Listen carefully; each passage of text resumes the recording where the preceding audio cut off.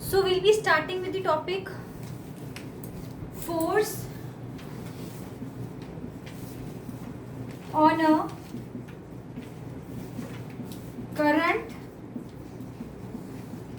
carrying conductor. इस chapter का सबसे इंपॉर्टेंट टॉपिक है ये. आप लगाकर चलो मैक्सिमम स्कूल्स में ये क्वेश्चन आएगा ही आएगा. 95% स्कूल्स इस पेपर में डालते ही डालते हैं और वही गिना हुआ क्वेश्चन ही आता है इनका. ठीक है, सबसे पहले force on a current carrying conductor, इसकी कहानी समझना शुरू करते हैं. हमारे पास एक ऐसा कंडक्टर हो जिसमें से इलेक्ट्रिसिटी पास हो रही हो, ठीक है, तो उसके आसपास एक मैग्नेटिक फील्ड जनरेट हो जाएगी. ठीक है, वो करंट कैरिंग कंडक्टर एक फोर्स एक्सर्ट करता है और ये प्रूव किया था किसने? हमारी एक फ्रेंच साइंटिस्ट मैरी एम्पियर ने.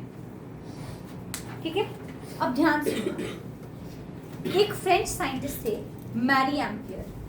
वीडियो ऑन करो शांभवी रिदम. एक फ्रेंच साइंटिस्ट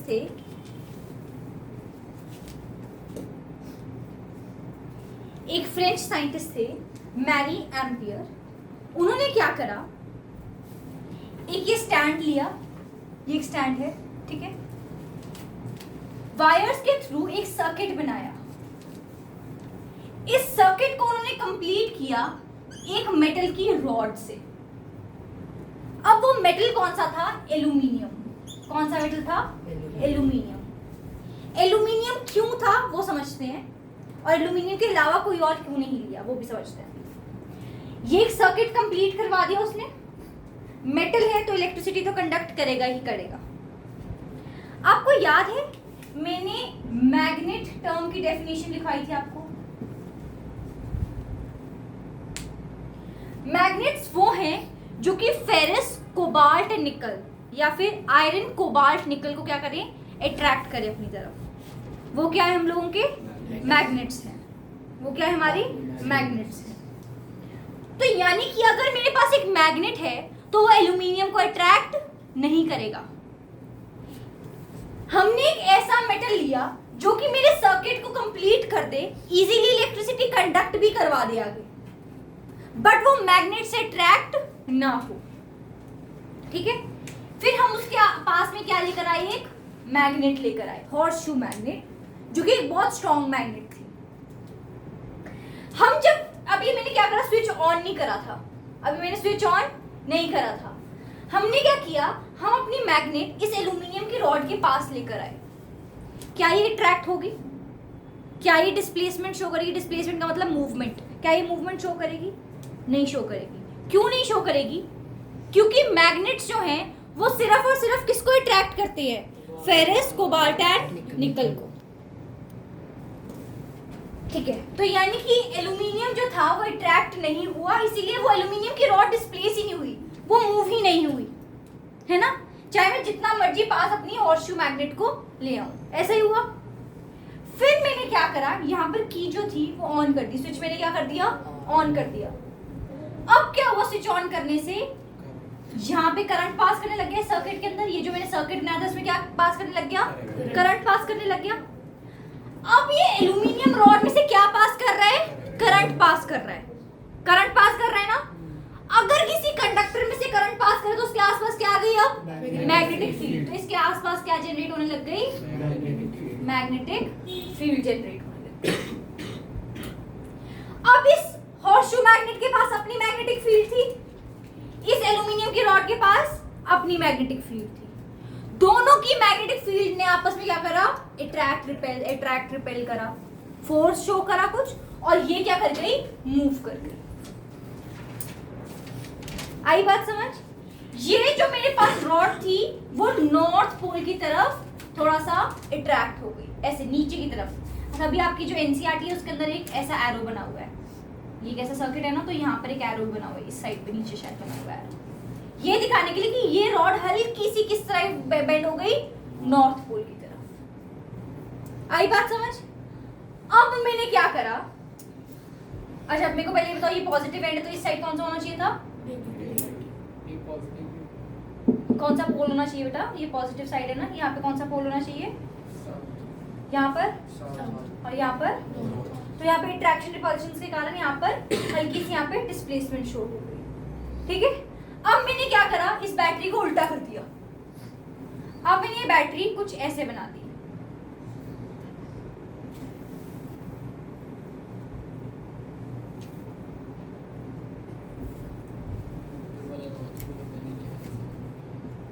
अब क्या हुआ, अब करंट ऐसे पास करने लग गया, उल्टा पास करने लग गया। अब ये जो रॉड नॉर्थ की तरफ डिस्प्लेस हो रही थी, अब वो किस साइड डिस्प्लेस होने लग गई? साउथ की तरफ डिस्प्लेस होने लग गई।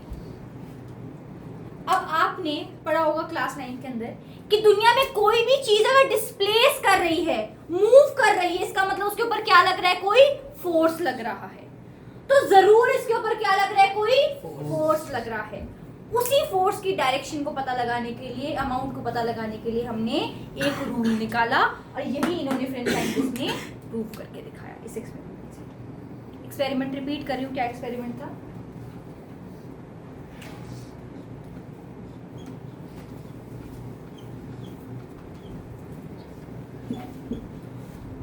हमारा एक्सपेरिमेंट क्या था? हमने सबसे पहले एक एल्यूमिनियम की रॉड ली, ऐसी था ये। ठीक है, सबसे पहले हमने क्या करी, एक एल्यूमिनियम की रॉड ली, उसको एक सर्किट के अंदर पूरा कनेक्ट कर दिया, एक कंप्लीट सर्किट बना दिया। अभी हमने स्विच ऑन नहीं किया था, हम इसके पास में अपनी मैग्नेट लेकर आए। हम देखा एल्यूमिनियम इसके पास तो था, बट वो अट्रैक्ट ही नहीं कर रहा था। अच्छा, अगर तुम में से किसी के दिमाग में ये क्वेश्चन आया हो कि एल्यूमिनियम एक मेटल था फिर भी अट्रैक्ट क्यों नहीं किया, तो मैंने जब मैग्नेट्स पढ़ाई थी तो आपको बताया था कि एल्यूमिनियम का कुछ ऐसा क्रिस्टलाइन सा स्ट्रक्चर होता है कि वो अट्रैक्ट नहीं कर पाता, वो पैरामैग्नेटिक नेचर्स, ये सब चीज़ें आप लोग पढ़ोगे 11th-12th के अंदर। अभी आप सिर्फ इतना याद रखो कि मैग्नेट्स जो होते हैं वो सिर्फ और सिर्फ फेरस, कोबाल्ट एंड निकल को ही अट्रैक्ट करते हैं, वो एल्यूमिनियम को अट्रैक्ट नहीं कर पाते हैं।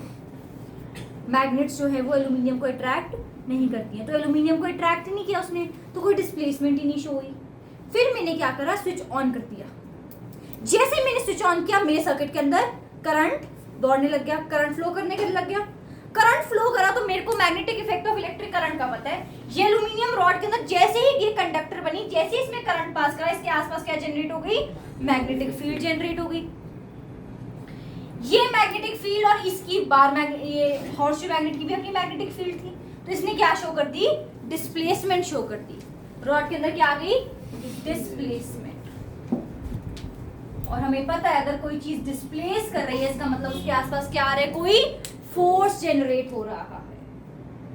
आई बात समझ? कोई दिक्कत? पक्का? आगे चले हम लोग। जैसे जो वायर्स होती है वो कॉपर से बनती है, तो यूज कर सकते थे, तो फिर वो क्यों नहीं होता? लाइक जैसे भी वायर है उससे करंट नॉर्मली पास करो, उसके कैसे मैग्नेटिक फील्ड बनती है, कम बनती है। स्ट्रॉन्गर हैवियर अमाउंट लो, स्ट्रॉन्गर मैग्नेट लो, हल्की हल्की अट्रैक्ट होगी। ये डीसी है एसी करंट? बैटरी ले लीजिए आप, बताओ डीसी है डीसी? अभी तो डीसी है, कोई बैटरी ले लीजिए। ठीक है, कोई दिक्कत यहाँ तक? आगे चल सकते हैं हम लोग। Force on a current carrying conductor समझ आया? Force on a current carrying conductor simply ये कहता है कि हमने एल्यूमिनियम की रॉड ली है, अभी वो अट्रैक्ट नहीं हो रही है मैग्नेट से, उसको जैसे ही एक सर्किट के अंदर डाला गया, उसके आसपास एक मैग्नेटिक फील्ड जनरेट होगी जब करंट उसमें से पास करा, तो उस मैग्नेटिक फील्ड के कारण डिस्प्लेसमेंट हुई है। डिस्प्लेसमेंट तभी होती है जब आसपास कोई फोर्स जनरेट हो रहा हो। तो that is force on a current carrying conductor की। जब भी किसी कंडक्टर में से करंट पास कर रहा है, मैग्नेटिक फील्ड जनरेट हो रही है, वो एक फोर्स भी एक्सर्ट करेगा, और यही हमारे फ्रेंच साइंटिस्ट मैरी एम्पियर ने हम लोगों को बताया था। अब उस करंट की डायरेक्शन क्या होगी? किस डायरेक्शन में करंट किस डायरेक्शन में फोर्स लग रहा होगा, उस फोर्स की डायरेक्शन क्या होगी, ये हम लोगों को फ्लेमिंग्स लेफ्ट हैंड रूल ने बताया। किसने बताया? Fleming's left hand rule. हमने राइट हैंड थंब रूल करा था अभी, ये वाला। करंट की डायरेक्शन पता तो मैं अपनी मैग्नेटिक फील्ड की डायरेक्शन पता लगा लेती हूँ, है ना।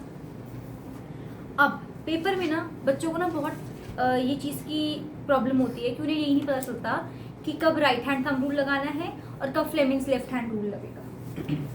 अगर फोर्स की बात करी है तो फ्लेमिंग का लेफ्ट हैंड रूल लगाना। अगर फोर्स का ना पूछा गया है फोर्स के बारे में, ना फोर्स के बारे में बताया गया है, तो आप right hand thumb rule use कर लेना। आई बात समझ? आई रिपीट, अगर फोर्स की बात करी गई है, या तो वो पूछा गया है फोर्स की डायरेक्शन, या फोर्स की डायरेक्शन बता दी गई है, तो आप कौन सा रूल यूज करेंगे? Fleming's left hand rule.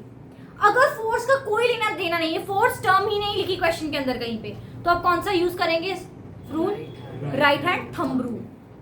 ठीक है, चलिए तो अब हेडिंग लिखना Fleming's left hand rule. The direction of the force, the direction of the force experienced by the current carrying conductor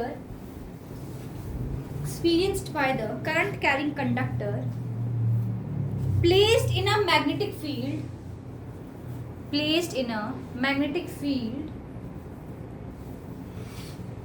is determined by Fleming's left hand rule. Paper में सीधा question इसकी statement पूछ जाती है कि Fleming left hand rule को state करके दिखाओ। आई बात समझ? इसकी सीधा सीधा स्टेटमेंट आई हुई है एक एक नंबर में। Is determined by Fleming's left hand rule. लिखो next point. The direction of the force, यानी फोर्स की direction experienced by a current carrying conductor placed in a magnetic field is determined by Fleming's left hand rule. Next लिखो।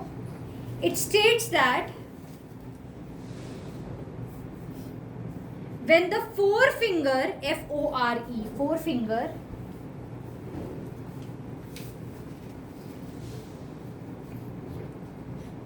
comma, middle finger and the thumb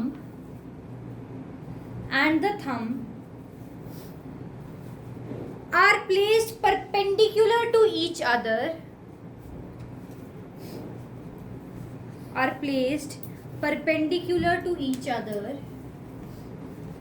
comma, the forefinger giving the direction of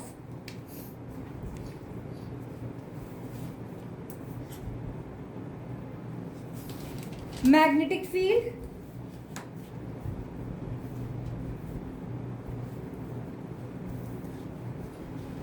the middle finger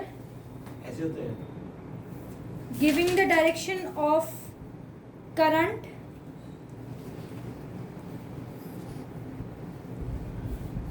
then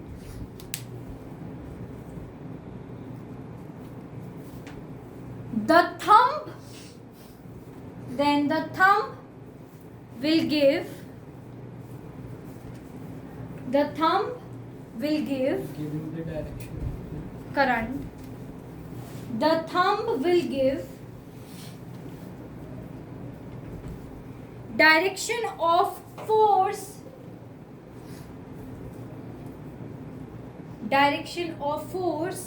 experienced by current carrying conductor.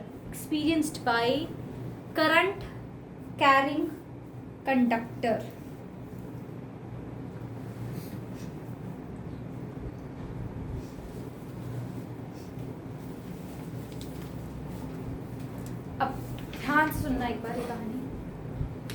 Right hand वाला rule आपको समझ आ गया? तो अब हम क्या करेंगे? Fleming's left hand rule. Fleming's left hand rule क्या कहते हैं कि आप अपने थंब को, अपनी इंडेक्स फिंगर को यानी फोर फिंगर को और अपनी मिडिल फिंगर को, तीनों को एक दूसरे के परपेंडिकुलर रखो। परपेंडिकुलर का मतलब होता है एल शेप बनाओ। देखो यहाँ पे एल बन रहा है, यहाँ पे भी एल बन रहा है, तो ये एक दूसरे के क्या हो गए? परपेंडिकुलर हो। रखो इसको परपेंडिकुलर, रख लिया। अब एक पेन उठाना, यहाँ पर लिखो फोर्स F, यहाँ पे F लिखना, यहाँ पे लिखना B for magnetic field, B magnetic field के लिए होता है। ये बताएगी, थंब बताएगा डायरेक्शन ऑफ फोर्स, ये बताएगी मैग्नेटिक फील्ड, और ये बताएगा करंट।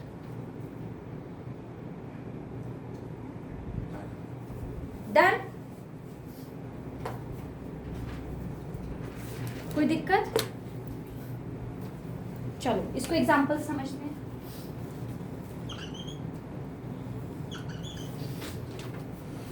ये है डायरेक्शन ऑफ मैग्नेटिक फील्ड, ये है डायरेक्शन ऑफ करंट। मुझे बताना डायरेक्शन ऑफ फोर्स क्या होगी। Very good. देखो मैंने क्या करना है, मैग्नेटिक फील्ड अपनी इंडेक्स फिंगर शो कर रही है मेरी, है ना। ये मैग्नेटिक फील्ड की डायरेक्शन हो गई। करंट की डायरेक्शन कहाँ है, ऊपर। करंट ये बताते हैं, ये फिंगर मेरी करंट बताती है। देखो ऐसे कर दिया मैंने, ये करंट की डायरेक्शन, ये मैग्नेटिक फील्ड की डायरेक्शन। मेरा थंब कहाँ पॉइंट कर रहा है, टच कर रहा है ना मेरे बोर्ड को। इसका मतलब ये क्या है, into the page. Force will be inwards, या फिर into the plane, into the page भी लिख सकते हो। फिर से समझते हैं एक बार। देखो ये रख लिया आप सबने, सब लोग रखो अपने ऐसे हाथ, और लिखा है सब लोगों ने एफ बी और आई। सबसे पहले क्या करना, मैग्नेटिक फील्ड की डायरेक्शन देखना। मैग्नेटिक फील्ड की डायरेक्शन कैसे है, इस साइड है, राइट साइड है। तुम लोग भी राइट साइड रख लो अपने इंडेक्स फिंगर को, ठीक है। रख ली, देखो रखी, सब लोग रखो पहले अपने अपने पेज पे रखो, मेरे साथ मत करो, अपने अपने पेज पे रखो। तो मैंने मैग्नेटिक फील्ड इस साइड करी हुई है। ये करंट दिखाते हैं ना, ये ऊपर है, ठीक है। अब करंट कहाँ पे है, ऊपर है। मैंने अपनी उंगली को ऐसे घुमा दिया, अच्छा, तो मेरे थंब कहाँ चले गया, इनवर्ड्स। आई बात समझ। एक और एग्जांपल से करते हैं। वैसे तो आप इसको कर लो, अगर आप नहीं कर पाओगे। वहाँ की गलत कर रखा है मैंने तभी तो। वाह, इंडेक्स से मैग्नेटिक फील्ड हाँ यहाँ पे मैग्नेटिक फील्ड हाँ होती है। मैं गलत कर रखा है, वही तो। मैंने गलत कर रखा है। शाबाश शाबाश। मैं सोचू पता नहीं क्यों नहीं हो रहा है, इसमें तो कुछ मुश्किल भी नहीं है। चलो अब मुझे बताना, अगर मेरे करंट की डायरेक्शन ये हो जाए तो क्या होगा, फोर्स निकालो। प्रूव करना पड़ेगा जिसने आंसर दे दिया। क्या है, नीचे को ले लो। अब मैग्नेटिक फील्ड देखो कहाँ पे, इस साइड है, राइट साइड है, और मेरा करंट का है नीचे। ऐसे कर ली मैंने उंगली, तो देखो मेरा थंब बाहर की साइड आ गया, आउटवर्ड्स, आउटवर्ड्स या फिर आउट ऑफ द पेज मेरा। अपवर्ड्स ऊपर होता अगर मेरा ऐसे आ रहा होता थंब। ये अपवर्ड्स होता है, ये downwards, into the page, out of the page. ये होता है upwards, into the page, out of the page, और ये डाउनवर्ड्स। तुम्हारा वैसे मैक्सिमम आंसर इनटू या आउटवर्ड्स ही होता है, ठीक है। ऐसे नहीं आएगा ऐसे समझ आ जाएगा ना, ऐसे करंट ऐसे आंसर। ये आंसर है। तुम मुझे सीधा आंसर बताया करो। हुआ ये सबसे। चलो दो क्वेश्चंस मैं दे रही हूँ तुम लोग को, देखो तुम लोग से हो रहा है कि नहीं। उसके बाद में तुम्हें कुछ बताऊंगी, क्या इंटरेस्टिंग है वो ज़्यादा। Simple trick. अच्छा ये करंट ट्रेक है कोई सी फील्डिंग हो जाए। करंट राइट साइड देखो, इसका क्या आएगा आंसर, तुम लोग बताना मुझे। Inward.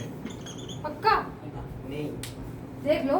Inward downward, outward outward. हाँ देखना जरा, ये मेरी उंगली टेढ़ी है बोल रहा है। मेरी उंगली टेढ़ी हो गई है। देखना ये नहीं होगा प्लेन में।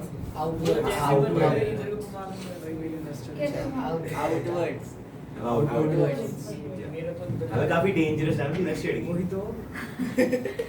चलो समझ आ गया मतलब तुम्हें मैक्सिमम को। मैक्सिमम। चलो कौन है, किसने बनाया? अब मैं तुम्हें एक चीज सिखाती हूँ, अब सुनो। अब मेरी एक मिनट बात सुनो, इम्पोर्टेंट है, ये तुम्हें कोई नहीं बताएगा। वाह बताएगा कोई ना कोई तो बता ही देगा, ऐसी बात नहीं, हमने भी एग्जाम सिखाई है। ये ना वैसे करवाते हैं 11th-12th के अंदर, बट मैं तुम्हें अभी सिखा रही हूँ ताकि तुम्हारे हाथ पैर न मुड़ जाए। अब मेरी बात सुनो, तुमने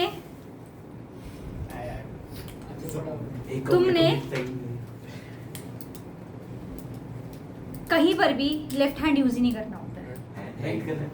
अब तुम वहाँ पे पेपर में तो देखो, मेरी बात सुनो, जब भी तुम्हें फोर्स का क्वेश्चन आएगा ना, ऐसा कुछ क्वेश्चन आता है तुम लोगों को, इससे रिलेटेड अगर क्वेश्चन आता है तुमसे, वो पूछते हैं कि state the rule which you are using, तो तुम क्या लिखोगे? फ्लेमिंग्स लेफ्ट हैंड रूल, पर तुम उसे यूज मत करना क्योंकि जरूरत ही नहीं पड़ती है उसको यूज करने की। वाह। ठीक है, तुम्हारा राइट हैंड काफी है तुम्हें आंसर देने के लिए। तो तुम्हें एक 12th का रूल सिखाती हूँ, right hand palm rule.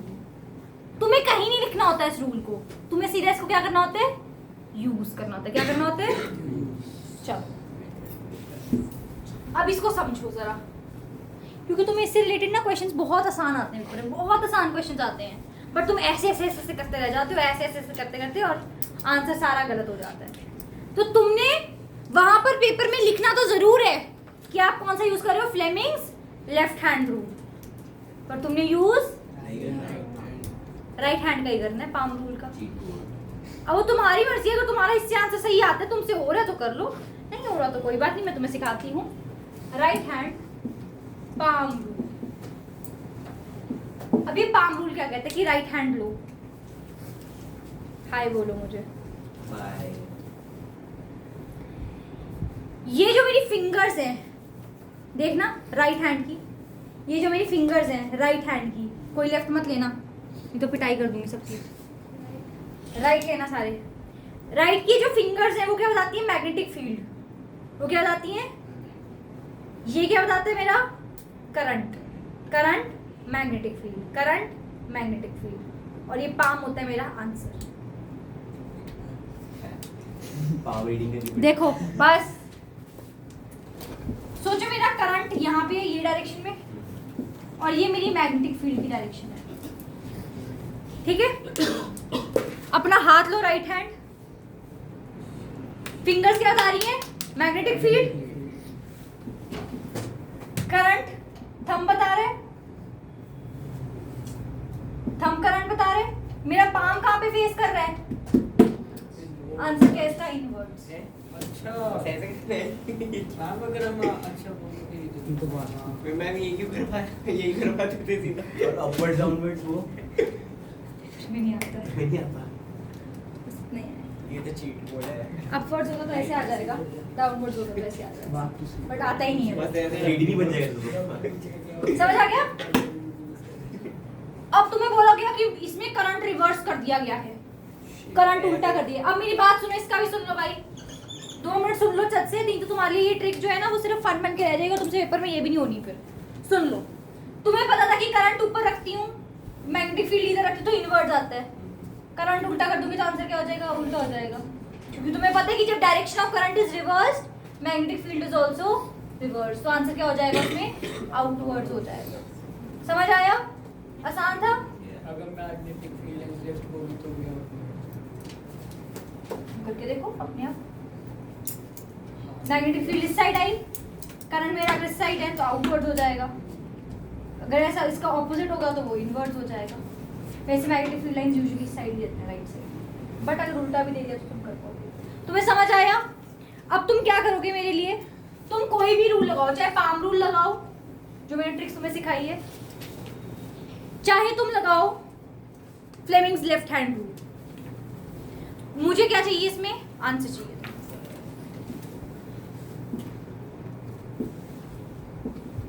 Outward.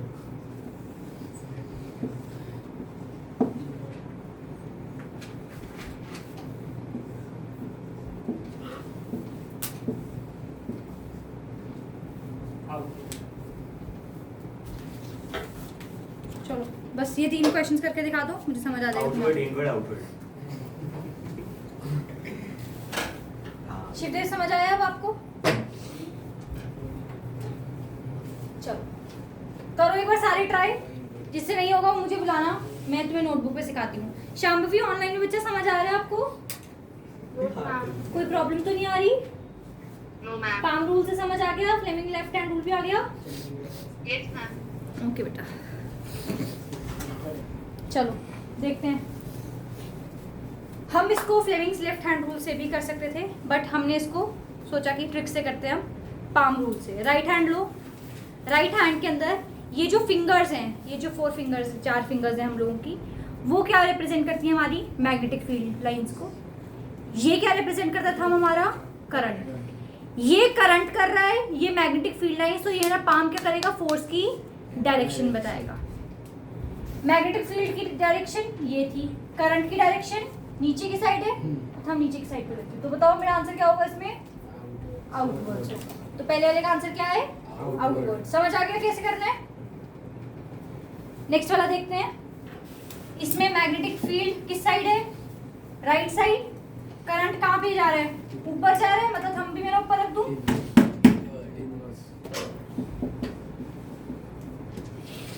इसका आंसर क्या था? आउटवर्ड्स। अब मैग्नेटिक फील्ड लाइंस ऊपर की साइड है, करंट मेरा लेफ्ट साइड तो नहीं है, कहाँ पे है? राइट साइड है। अब आंसर क्या हो गया? आउटवर्ड्स। सही है। आपको फ्लेमिंग वाला इजी लग रहा है, फ्लेमिंग वाला कर लो। आपको पाम रूल करना है, आप पाम रूल, ठीक है? आपका आप ऐसे भी कर सकते हो, Fleming's left hand rule use करो और पाम रूल से उसको चेक कर लो एक बार, ताकि कोई गलती का चांस ना रहे। Am I clear till here? सबको समझ आ गया? फोर्स की डायरेक्शन निकल आएगी। अब मैं आपको एक चीज करवा रही हूँ जो कि आउट ऑफ सिलेबस है, बट पेपर में पूछ ली जाती है कभी कभी। बोर्ड में से रिलेटेड क्वेश्चंस आए हुए हैं, डायरेक्ट नहीं बट इनडायरेक्टली। अच्छा, ये डायग्राम बना लो आप लोग, जब आपने लिखा हुआ है ना फ्लेमिंग्स लेफ्ट हैंड रूल, तो ऐसे बना लो। ये आपकी इंडेक्स फिंगर है,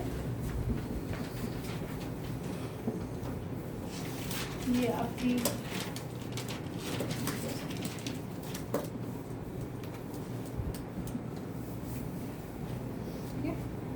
ये हो गई आपकी थंब,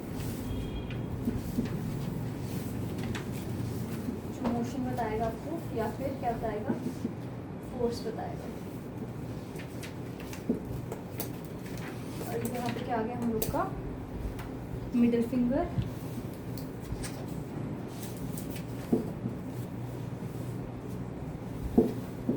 करंट। ठीक है जी, डायग्राम बना लो। Fleming's left hand rule I guess ये होना चाहिए, पाम पे नहीं करना।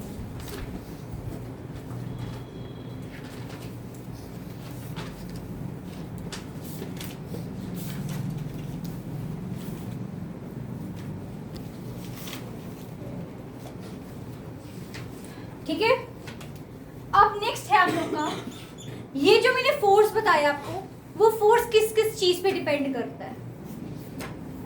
ठीक है, ये जो फोर्स निकला इसकी वैल्यू किस किस चीज पे डिपेंड करती है? वो डिपेंड करती है बिल पे। किस पे? BIL, bill.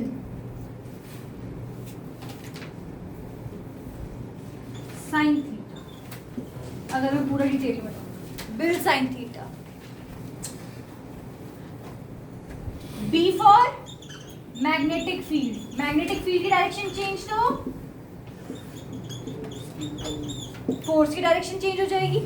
पता है ना? देखो, अगर मैं यहाँ पे मैग्नेटिक फील्ड की डायरेक्शन चेंज कर देती हूँ किसी भी क्वेश्चन के अंदर, तो मेरी फोर्स की डायरेक्शन चेंज हो रही थी ना? ठीक है, अगर मैं मैग्नेटिक फील्ड बढ़ा दूंगी तो मेरा फोर्स भी क्या हो जाएगा? बढ़ जाएगा, इंक्रीज हो जाएगा।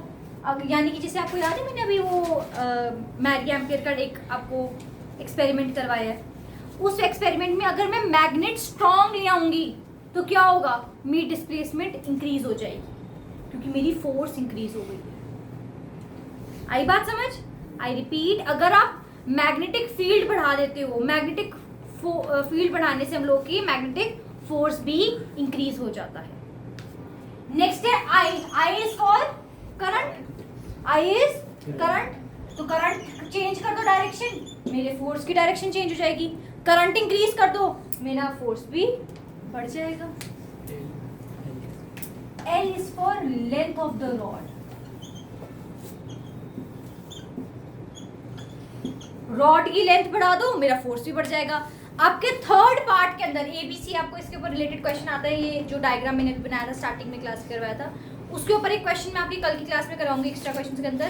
थर्ड क्वेश्चन हमेशा सेम रहता है उनका. थर्ड C पार्ट जो होता है वो हमेशा यही देते हैं C पार्ट के अंदर कि अगर मैंने लेंथ इंक्रीज कर दी है तो क्या पड़ेगा फोर्स पे असर. तो आप लिखोगे F is equals to BIL sin theta. Therefore, length will, if length will increase, force will also increase and the rod will displace more. Maximum school 95% school जो हैं इस फॉर्मूले के बेस पे क्वेश्चन डालते हैं, जिसके अंदर वो डायग्राम, वो जो पिक्चर बेस्ड क्वेश्चन आए ना आपको, तो बहुत चांसेस है इस टॉपिक से रिलेटेड यहाँ पे क्वेश्चन आ जाए. ठीक है. और साइन थीटा. अब थीटा क्या है? थीटा इज द एंगल, किसके बीच का? Angle between I and B. Current और मैग्नेटिक फील्ड के बीच का एंगल. करंट और मैग्नेटिक फील्ड के बीच का एंगल. अब मैं इसको बताऊंगी, इससे रिलेटेड क्वेश्चन भी 2 करवाती हूँ तुम लोगों को. लिख लो पहले इसको फटाफट से, किस किस चीज पे डिपेंड कर रही है. It is depending on BIL sin theta. B is magnetic field, I is current, L is length of the rod, sin theta, theta is the angle between I and B. करें आगे? आसान है इतना? अब मैंने साइन थीटा की बात क्यों करी, ये समझना. तुमने देखा होगा मैंने मैक्सिमम जगह जब मैग्नेटिक फील्ड ऐसे बनाई तो मैंने करंट ऐसे लेके आई या फिर ऐसे लेके आई, है ना. मैंने भी कभी करंट की डायरेक्शन सेम नहीं बनाई मैग्नेटिक फील्ड के. बनाई क्या कभी? नहीं. तुम्हें साइन की वैल्यूज आती हैं 0 degree, 30 degree, 60 degree, 45 degree, 90 degree. तो साइन थीटा की वैल्यू क्या होती है? 0, 1/2, 1/√2, √3/2, 1.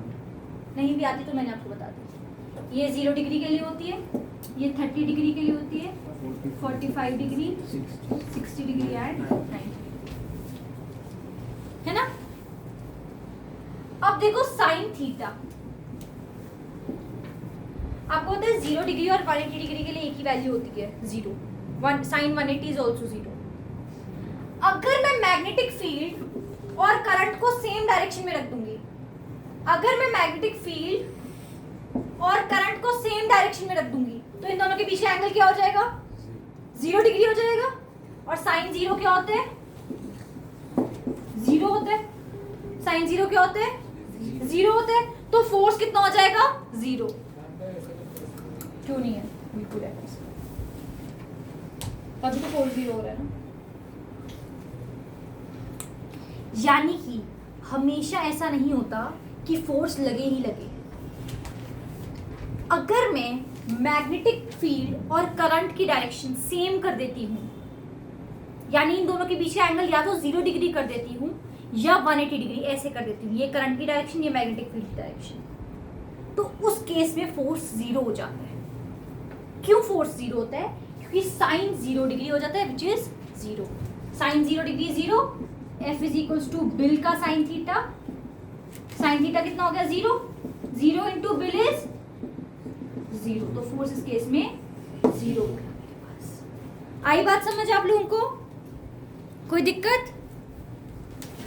अब तुम सोचोगे कि मैम हमेशा आपने 90 डिग्री पे क्यों लेकर गए मेरे करंट को. मेरे करंट की डायरेक्शन, जितने भी मैंने क्वेश्चंस दिए, मैंने हमेशा करंट की डायरेक्शन मैग्नेटिक फील्ड के 90 डिग्री परपेंडिकुलर पे दी आपको. आप कोई क्वेश्चन देख लो जो मैंने अभी तक आपको कराया और उसमें मैंने 90 डिग्री ना दिया हो आपको.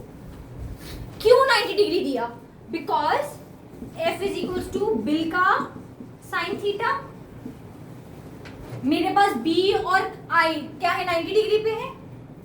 BIL sine 90 degree. Sine 90 is 1. ये 1 हो गया तो मेरे पास क्या गया? BIL. तो ऐसे केसेस में ध्यान रखना, जब भी मैग्नेटिक फील्ड और करंट एक दूसरे के परपेंडिकुलर हो, I repeat, whenever magnetic field and current are perpendicular to each other, force exerted is maximum. तो तुम्हें क्वेश्चन आएगा पेपर के अंदर कि फोर्स मैक्सिमम कब होता है? फोर्स मैक्सिमम तब होता है जब करंट और मैग्नेटिक फील्ड एक दूसरे के परपेंडिकुलर हो। इसीलिए मैं हर क्वेश्चन में इनको तुम्हें परपेंडिकुलर देती थी और तुम्हें बोलती अब फोर्स की डायरेक्शन निकालो। आई बात समझ? तुमसे वो पूछेगा कि कब ऐसा होगा कि मिनिमम फोर्स लग रहा हो, या फिर कब ऐसा होगा कि फोर्स नहीं लग रहा हो। ऐसा तब होगा जब हमारी मैग्नेटिक फील्ड और करंट एक दूसरे के पैरेलल होंगी। क्या होंगी? पैरेलल होंगी। तो जब भी मेरे करंट और मैग्नेटिक फील्ड परपेंडिकुलर होती हैं तो force is maximum. Force maximum होता है जब मेरी मैग्नेटिक फील्ड और करंट क्या होंगे? एक दूसरे के परपेंडिकुलर। और फोर्स मिनिमम होता है, फोर्स जीरो के इक्वल हो जाता है जब मेरी magnetic field and current are parallel to each other. They are parallel to each other, यानी कि जब इनके बीच का एंगल 0 डिग्री या फिर 180 डिग्री हो जाए। This is something which is out of your syllabus but usually asked in your exams. चाहे वो स्कूल के एग्जाम हो, चाहे वो बोर्ड के एग्जाम हो, इससे रिलेटेड क्वेश्चन रिपीट पे आए हुए हैं, तो इसको आप कहीं से भी छोड़ के नहीं जाएंगे। क्लियर है? वैसे आपको ये 11th 12th के अंदर पढ़ाया जाता है डिटेल में, जितना डिटेल मैंने आपको भी पढ़ा दी है। ये सब फॉर्मूला भी है, साइन थीटा आपको 12th में 11th 12th में कराएंगे, बट मैंने अभी करवा दिया, तो इसको अच्छे से करके जाओ। यहाँ से समझ आया? पक्का? परपेंडिकुलर मैग्नेटिक फील्ड और करंट जब परपेंडिकुलर होंगे, ऐसे चल रहे होंगे एक दूसरे के, एक चीज ऐसे होगी और दूसरी चीज ऐसे होगी, उस केस में क्या होगा? हमारे पास फोर्स मैक्सिमम होगा, क्योंकि BIL साइन थीटा में थीटा की वैल्यू कितनी हो गई? 90 डिग्री एंड साइन 90 इज 1। वही जब ये दोनों पैरेलल हो जाएंगे तो थीटा की वैल्यू कितनी हो जाएगी? 0 या 180 डिग्री, और force will B 0 minimum. Done? Clear? कोई दिक्कत? कल इसके एक्स्ट्रा क्वेश्चंस करेंगे, पर क्लास अभी एंड नहीं हुई है। अब आपको लगता है कि पेपर में इतना आसान क्वेश्चन सीधा वो आपको करंट की डायरेक्शन देंगे और मैग्नेटिक फील्ड की डायरेक्शन में पूछ लेंगे फोर्स? लगता है आपको कहीं गलती से भी? पूछे इतने चीजें ताकि अब देखो वो कैसे पूछेंगे तुम्हें।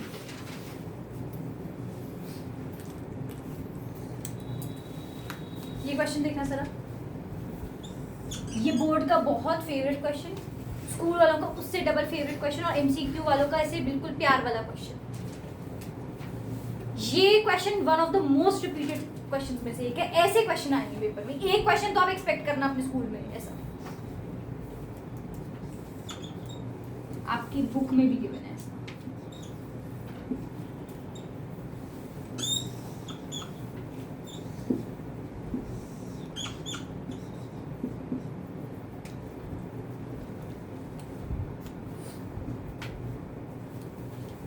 An electron, लिखो question. An electron and a proton, an electron and a proton enter a magnetic field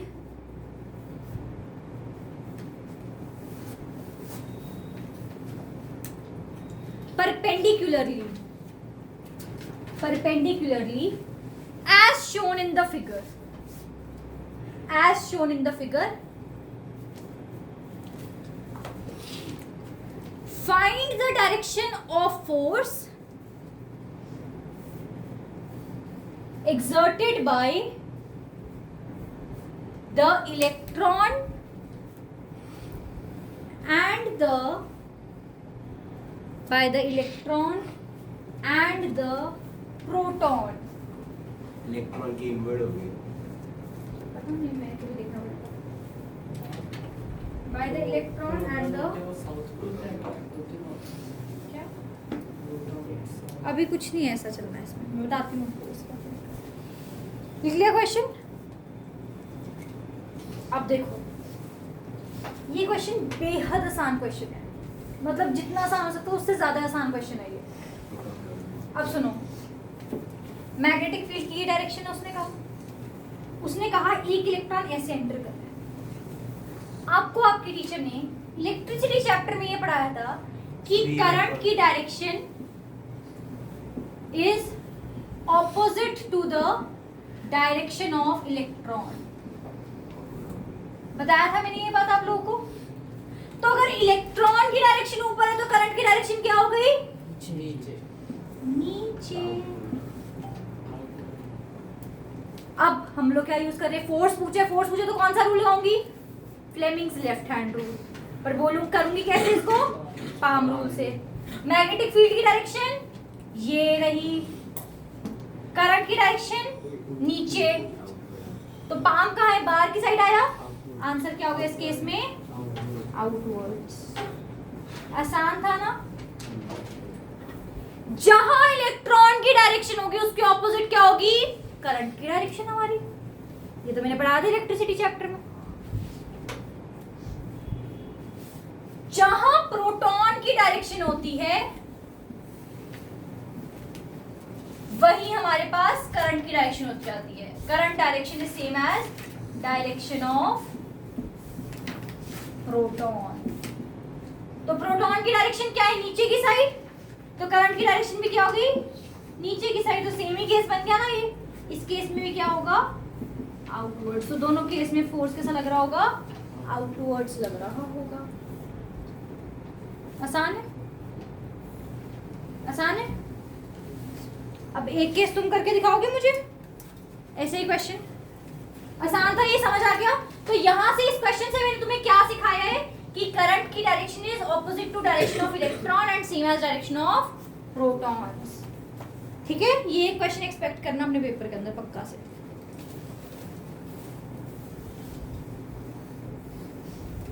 चलो भाई एक क्वेश्चन और कर लेते हैं। वही सेम स्टेटमेंट है कि एक इलेक्ट्रॉन और एक प्रोटॉन एंटर कर रहे हैं एक मैग्नेटिक फील्ड पे, बट इलेक्ट्रॉन मेरा आया है ऐसे parallel to the magnetic field और प्रोटॉन आया है मेरा ऐसे perpendicular to the magnetic field. बताओ दोनों की डायरेक्शन। आप करो पहले नोटबुक के अंदर, क्योंकि आपके दिमाग में रजिस्टर नहीं होगा, आपको लिखना पड़ेगा। लिखो इसको, नोटबुक में सब क्वेश्चंस होने चाहिए, क्योंकि मैंने नोट्स में कहीं क्वेश्चंस लिखे नहीं है और मैं अपने मन से बना रही हूँ क्वेश्चंस अभी। कौन सी? इलेक्ट्रॉन की इनवर्ट्स की प्रोटॉन की इनवर्ट्स? प्रोटॉन की इनवर्ट्स। तो इलेक्ट्रॉन की क्या होगी?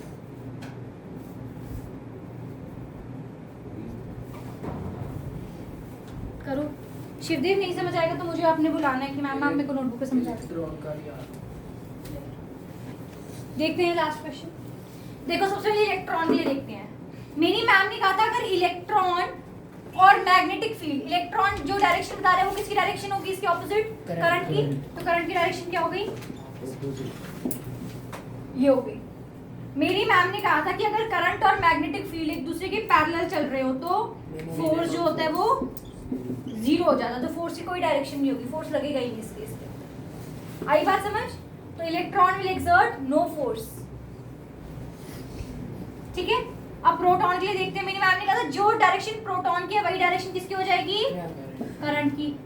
फिर मेरी मैम ने कहा था कहना तो Fleming's left hand rule, state भी वही करके दिखाना, बट यूज क्या करना? Palm rule. मैग्नेटिक फील्ड इस साइड, करंट ऊपर। तो आंसर फोर्स का इनवर्स, क्योंकि पाम किस साइड फेस कर रही है? तो फोर्स की डायरेक्शन क्या हो गई? करंट तो आया ही कहाँ पे? दो करंट। करंट आया ही वो तो जीरो हो गया ना। जीरो हो गया। ठीक है, वो जीरो ही है ना। आप कह रहे इलेक्ट्रॉन के लिए करंट यहाँ पे है। हमने तो दो अलग अलग सिचुएशंस बताई हैं। अब तू कह रहा है कि एक गली में दो बच्चे कैसे चल सकते हैं? क्यों एक कैसे चल रहे हैं? वो तो एक उसके लिए magnetic field is an area with magnetic field lines. अब एक एरिया में ऐसे चल रहा है और एक ऐसे एंटर करा। मैंने एक लाइट ऐसे निकाली और एक वेव ऐसे निकाली। ठीक है, done. With this we have done with our chapter magnetic effects of electric current. We have already done it. अब इसके कुछ एक्स्ट्रा क्वेश्चंस रह गए हैं जो कि बहुत इंपॉर्टेंट है। आपका होमवर्क ये रहेगा कि आप पहली क्लास से लेकर अब तक की क्लास का अगर कोई भी लेक्चर आपका पेंडिंग है तो आप वो देख कर आएंगे। आपके पास कल तक का एम्पल टाइम है, आप आराम से उस देख सकते हैं उसको। नोट्स मैंने आपको भेज दिए ऑलरेडी ग्रुप के ऊपर, आप वो नोट्स देखेंगे, अपने नोट्स कंप्लीट करेंगे। कल जब आप लोग मेरे पास आएँ तो आप क्लास में बात ना कर रहे हो गौरांग, तो मुझे बेटर लगेगा, क्योंकि मैं बोल रही हूँ and this is very disrespectful कि अगर मैं बात करूँ, लेट मी कंप्लीट फर्स्ट। आप कल की क्लास तक अपने नोट्स कंप्लीट करेंगे पूरे अच्छे से, नीट क्लीन सारे क्वेश्चंस के साथ। कोई लेक्चर आपका मिस हो गया है, आप उसको यूट्यूब से देखेंगे, मैंने सारे लेक्चर्स यूट्यूब पे अपलोड करे हैं, ठीक है, topic wise date wise uploaded है वो, आप उन्हें देखेंगे। कल हम इसके एक्स्ट्रा क्वेश्चंस करके क्लास 10th का सिलेबस अपना पूरा वाइंड अप कर देंगे। कल 7-8 क्वेश्चन है, ज़्यादा से ज़्यादा वही क्वेश्चन में से कोई आपको 2 MCQs में पेपर में मिलेंगे, आप पक्का 100% मिलेंगे क्वेश्चन। स्कूल के पेपर के लिए तो 100% मिलेंगे। तो मिलते हैं हम लोग कल की क्लास में, अपना सारा जितना पेंडिंग काम है कल तक आप कंप्लीट करेंगे, ठीक है।